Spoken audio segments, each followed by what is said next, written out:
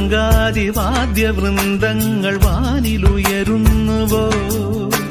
സ്വർണ്ണ കസ്തൂരി കനക കളഭങ്ങൾ കാറ്റിലുതിരുന്നുവോ?